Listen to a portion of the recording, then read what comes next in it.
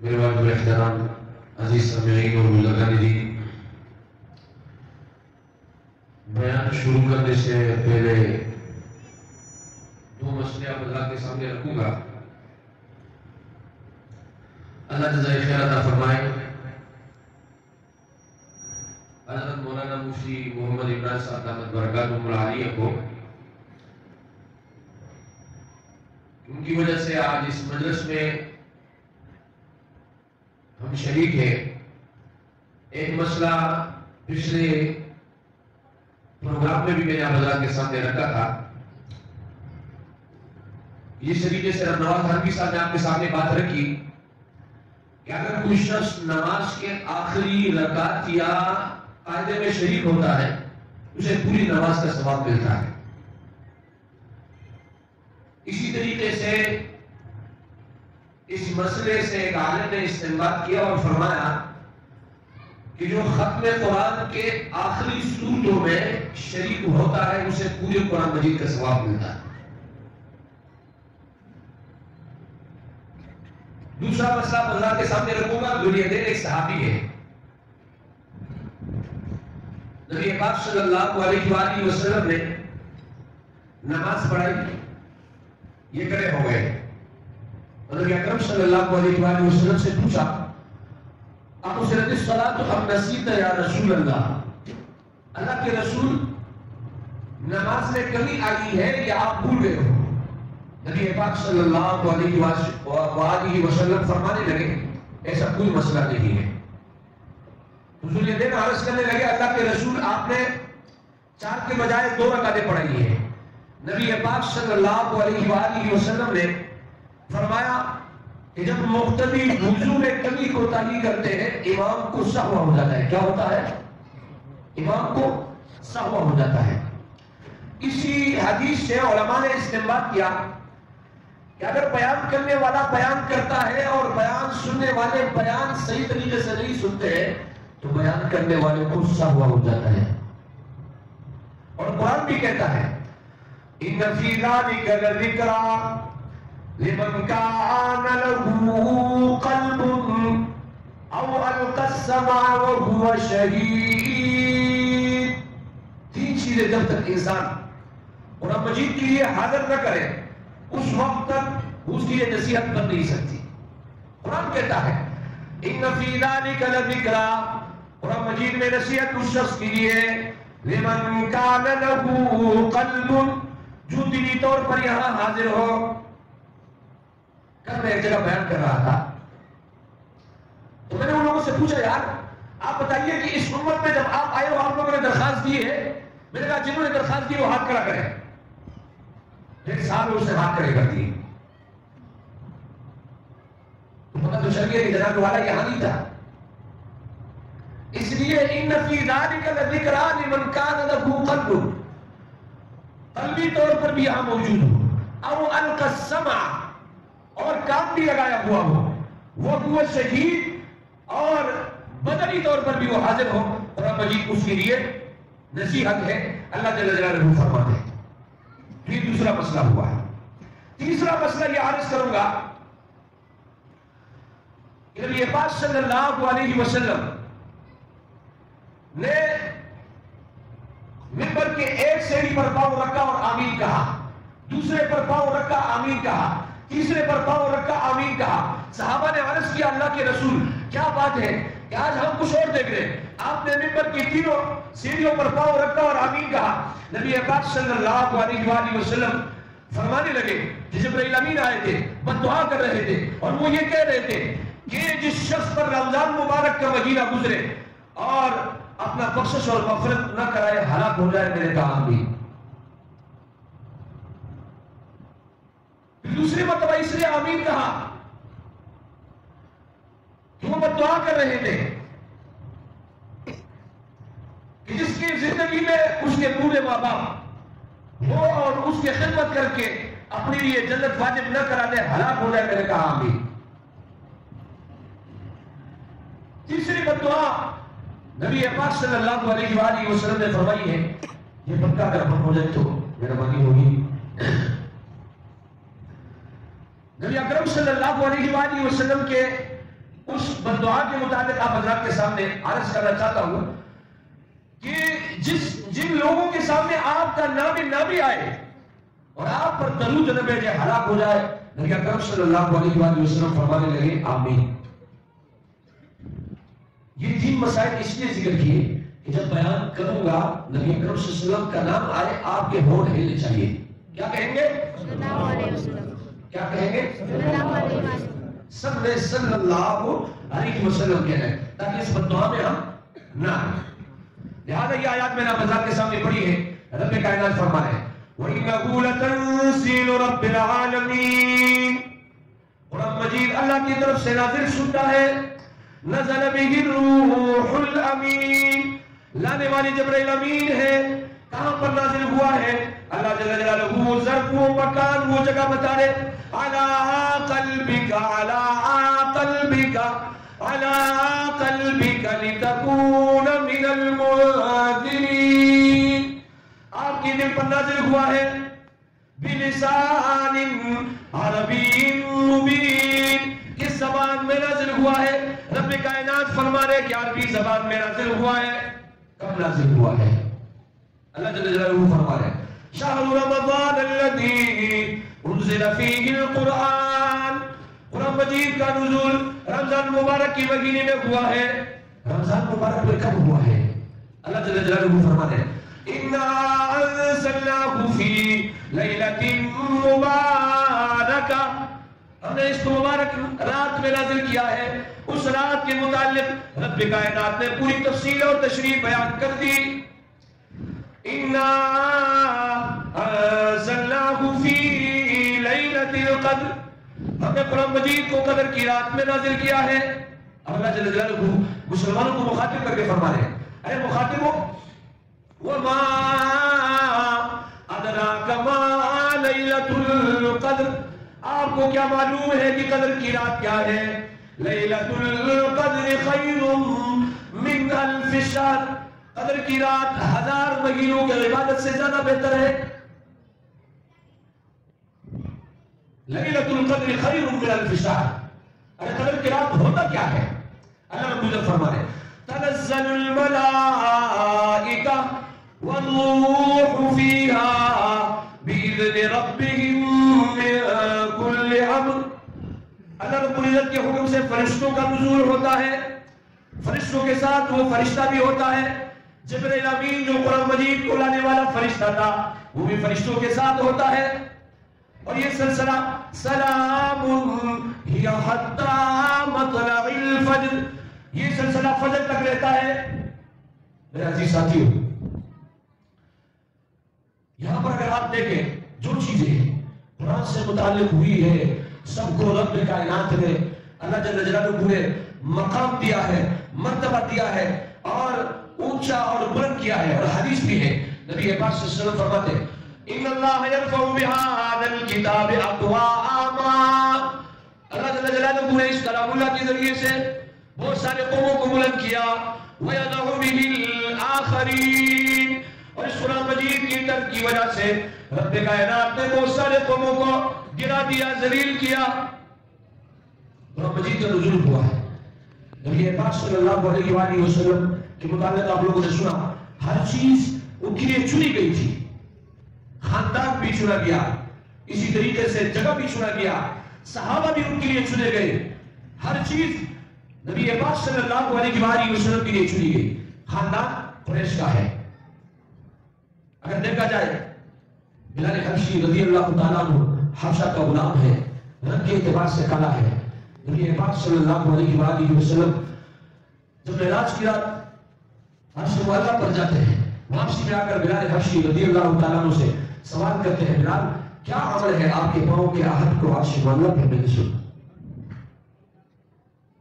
جب عجیب بات آئی سبحان اللہ کے لئے ایسا آپ نے کہہ دیا ہے، اور آپ کو بتاؤ یہ سبحان اللہ سے ہمیں ملے گا کیا؟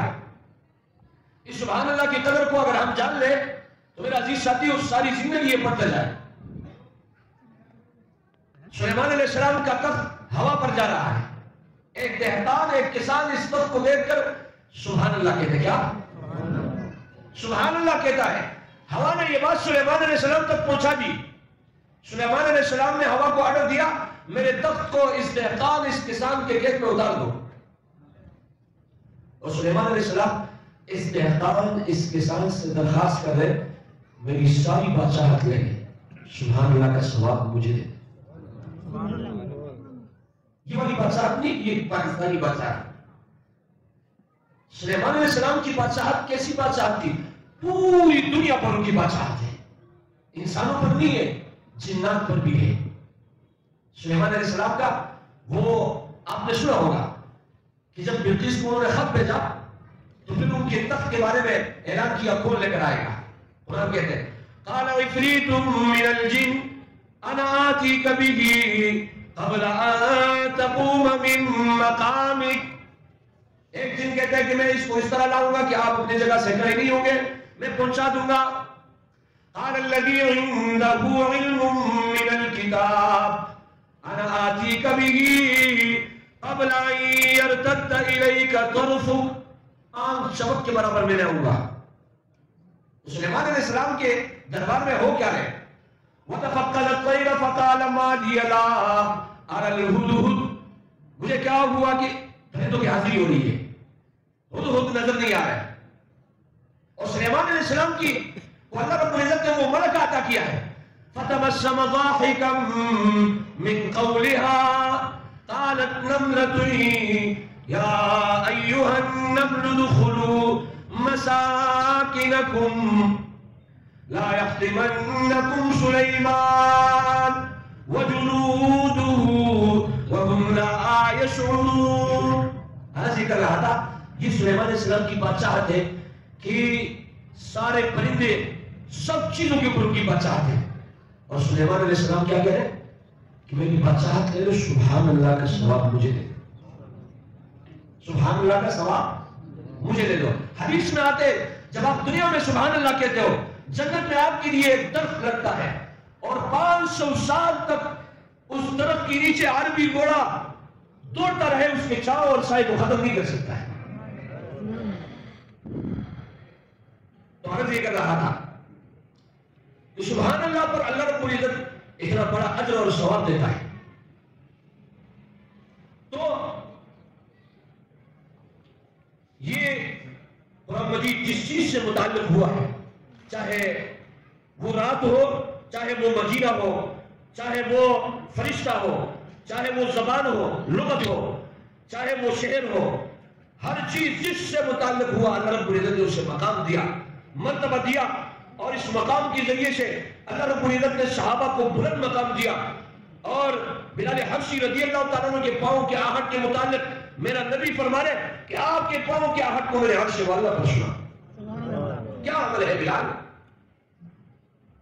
بلال عرض کرتے اللہ کے رسول آپ کا غلام ہوں، کچھ بھی نہیں ہوں، یہ کہ جب وضو کر لیتے ہوں 2 رکعت تحیۃ الوضو اور 2 رکعت تحیۃ المسجد پڑھتا ہوں۔ باہر کے عرض یہ کر رہا تھا یہی بلال حبشی رضی اللہ تعالیٰ عنہ ہے، غلام ہے، رنگ کے اعتبار سے کالا ہے اور حسب نسب نہیں ہے، لیکن جب نبی کی غلامی کی اللہ رب العزت نے اتنا اونچا مقام دیا۔ حسب نسب والا آپ کو بتا دوں، ایک حسب نسب والا بھی ہے۔ جب نبی نے اپنے مشن کا اعلان کیا، نبی کا مشن کیا ہے؟ صحابہ سے پوچھا گیا آپ کا مشن کیا ہے؟ صحابہ نے عرض کیا لِنُخْرِجَ الْعِبَادَ مِنْ عِبَادِكَ الْعِبَادِ إِلَىٰ عِبَادَةِ رَبِّ الْعِبَادِ۔ ہمارا مشن یہ ہے کہ ہم لوگوں کو بندوں کی غلامی سے نکال کر اللہ کی غلامی میں ڈالتے ہیں، یہ ہمارا مشن ہے۔ یہ صحابہ کا مشن تھا، یہ نبی نے دیا تھا لِنُخْرِجَ الْعِبَادَ مِنْ عِبَادِكَ الْعِبَادِ إِلَىٰ عِبَادَةِ رَبِّ الْعِبَادِ، اور اس کی غلامی میں ڈالتے ہیں جو لوگوں کو پیدا کرنے والا ہے، اللہ رب العزت کی غلامی میں لوگوں کو ڈالتے ہیں۔ یہ نبی کا مشن تھا۔ اور قرآن بھی کہتے ہیں فَلَقْتَحَمَ الْعَقَبَةَ وَمَا أَدْرَاكَ مَا الْعَقَبَةُ فَكُّ رَقَبَةٍ أَوْ إِطْعَامٌ فِي يَوْمٍ ذِي مَسْغَبَةٍ يَتِيمًا ذَا مَقْرَبَةٍ أَوْ مِسْكِينًا ذَا مَتْرَبَةٍ۔ یہ اللہ رب العزت نے اسلام کے متعلق کہا ہے۔ اسلام کی مثال ایک گاڑی سے تعبیر کی. جب آپ گاڑی میں چلتے ہو تو ہر چیز کے ساتھ آپ کا جو ہے مقابلہ ہوتا ہے. کانٹے بھی ہوتے ہیں, اسی طریقے سے تیز و تند ہوا بھی ہوتے ہیں. اور اسلام سے اللہ رب العزت نے اسلام کو ایک گاڑی سے تعبیر کیا. کہا اسلام میں یہ فق کو رقبہ, غلام کو آزاد کرنا, گردن کو آزاد کرنا, لوگوں کے غلامی سے لوگوں کو نکالنا. اور پھر آگے یہ ساری صفات اسلام کو بھی سمجھائی ہے. لیکن اس شخص کے متعلق جو حسب نسب والا ہے, وہ بھی آپ کو بتا دوں, چونکہ امام صاحب نے کہا ہے 11 بجے تک بات ختم کرنی ہے, سورۃ البدر. چلو انشاءاللہ. تو جو حسب نسب والا ہے, نبی پاک صلی اللہ علیہ وسلم نے اپنے مشن کا اعلان کیا. آڈر آیا 3 سال بعد نبوت کے بعد, وَانذِرْ عَشِيرَتَكَ الْأَقْرَبِينَ, آپ اپنے رشتہ داروں کو ڈرائیے. نبی پاک صلی اللہ علیہ وسلم وہ کہنے چاہیے. بیچ میں سوال کروں, وہ والا جواب نہیں دینا جو میں نے آپ کو بیان کیا. سمجھ آ گیا؟ سمجھ آ گیا؟ نبی اکرم صلی اللہ علیہ وآلہ وسلم نے پہاڑی پر چڑھ کر اعلان کیا, آ جاؤ لوگوں میں آپ کو ایک بات بتانے والا ہوں. نبی اکرم صلی اللہ علیہ وسلم نے لوگوں سے پوچھا کہ اگر میں آپ سے یہ کہوں کہ اس گاڑی کے پیچھے سے ایک لشکر آپ پر حملہ آور ہونے والا ہے, آپ میری تصدیق کرو گے؟ سب نے بیک زبان ہو کر کہا بالکل تصدیق کریں گے, اس لیے کہ آپ نے 40 سال ہمیں گزارے ہیں, آپ کو ہم نے صادق اور امین پایا. یہ سنت ہے, سنت نبویہ ہے. اگر کوئی شخص اپنے آپ کو عہدے کے لیے پیش کرے کہ میں کونسلر بننا چاہتا ہوں, میں چیئرمین بننا چاہتا ہوں, میں ایم ایل اے بننا چاہتا ہوں, میں پی اے بننا چاہتا ہوں, میں وزیر اور مشیر بننا چاہتا ہوں, میں وزیر اعظم بننا چاہتا ہوں, نبی پاک صلی اللہ علیہ وسلم کا کہ تو صلی اللہ نبی اکرم صلی اللہ علیہ وآلہ وسلم کی سنت یہ ہے کہ وہ اپنے ماضی کو پیش کرے. سب نے بیک زبان ہو کر 40 سال آپ نے ہم نے گزارے, آپ کو ہم نے صادق اور امین پایا. اگر آپ کہو گے اس گاڑی کی پیچھے سے ایک لشکر حملہ آور ہونے والے ہم تصدیق کریں گے, تو پھر نبی اکرم صلی اللہ علیہ وسلم نے فرمایا قولوا لا الہ الا اللہ لا الہ الا اللہ تفلحون. لا الہ الا اللہ کہو کامیاب ہو جاؤ گے. تو سب سے پہلے پتھر اٹھانے والا ایک شخص ہے جس کا نام ہے ابو لہب, قریش کا ہے, نبی اکرم صلی اللہ علیہ وسلم کا چچا ہے. نبی پاک صلی اللہ علیہ وآلہ وسلم کی طرف پتھر پھینکتا ہے اور نعوذ باللہ وہ الفاظ استعمال کرتے ہیں. نقل کفر کفر نہ باشد, کفر کا نقل کرنا کفر نہیں ہے, اس لیے وہ الفاظ نقل کر رہا ہوں. وہ کہتا ہے تقبل لک یا محمد ارے ہذا جماعتنا. نعوذ باللہ نبی اکرم صلی اللہ علیہ وآلہ وسلم سے کہا جا رہا ہے کہ آپ کے لیے ہلاکت ہو, آپ نے ہمیں اس لیے جمع کیا کہ ہم 360 لوگوں کو چھوڑ کر ایک اللہ کی عبادت کریں. تو جب نبی کی شان میں گستاخی ہوئی, نبی اکرم صلی اللہ علیہ وآلہ وسلم کی شان میں گستاخی ہوئی, رب نے عرش سے فرشتے کو بھیجا, جبریل امین وحی لے کر آئے. اور وحی کیا ہے؟ تبت یدا ابی لہب وتب, ابو لہب کے ہاتھ ہلاک ہو جائے جس نے میرے نبی کی طرف, میرے محبوب کی طرف پتھر پھینکا ہے. اور اللہ رب العزت فرما رہے ما اغنا عنہ مالہ وما کسب, اس کا مال اس کا کمایا ہوا کل کو کام نہیں آئے گا. ہوگا کیا؟ رب وہ بھی کہہ دیجئے. اللہ رب العزت فرما رہے سیصلی نارا, یہ آگ میں جائے گا, اکیلا نہیں جائے گا. وامرأتہ, اس کی بیوی بھی اس کے ساتھ جائے گی. وجہ کیا ہے کہ نبی پاک صلی اللہ علیہ وسلم کے لیے کانٹے لے کر آتی تھی اور نبی اکرم صلی اللہ علیہ وسلم کے راستے میں کانٹے بچھایا کرتی تھی. وامرأتہ حمالۃ الحطب فی جیدها حبل من مسد. ایک تو اعلیٰ نسب والا ہے, اعلیٰ حسب والا ہے, ابو لہب ہے. اس کے متعلق مشن نبوی سے انحراف کیا, روگردانی کی, رخ موڑا. اللہ رب العزت نے اس کے متعلق دنیا میں جہنمی ہونے کا فیصلہ صادر کر دیا. یہ وہ شخص ہے کہ نبی پاک صلی اللہ علیہ وسلم کی آمد پر انہوں نے روٹی کو آزاد کیا تھا. ان کو پتہ چلا کہ عبداللہ کے ہاں بیٹا ہوا ہے، جس لونڈی نے ان کو یہ بتایا اس کو آزاد کر دیا. لیکن مشن کوریا نہیں. نبی اکرم صلی اللہ علیہ وسلم کا مشن لنخرج العباد من عبادك العباد الى عبادت رب العباد. جو صحابہ نے جس مشن کو لیا تھا اس مشن کو لیا نہیں. جس نے لیا اس کا نام ابو بکر ہے. اس کا نام ابو بکر ہے. اس کے متعلق آتا ہے نبی پاک صلی اللہ علیہ وسلم فرماتے ہیں میں نے سب کا بدلہ دے دیا، ابو بکر کا بدلہ اللہ دے دیا. تو عرض کر رہا تھا کہ اللہ یرفع بهذا الكتاب اقواما، اللہ جل جلالہ نے اس کتاب کے ذریعے سے بہت سارے قوموں کو بلند کیا جو جڑے اس کے ساتھ، وَيَدَعُ بِهِ الْآخَرِينَ، اور جنہوں نے اس سے انحراف کیا، اس سے رخ کو موڑا، چہرے کو موڑا، اللہ رب العزت نے انہیں ذلیل کیا. اس کے متعلق دنیا میں اللہ جل جلالہ نے فیصلہ صادر کیا سَيَصْلَىٰ نَارًا، یہ آگ میں جائیں گے.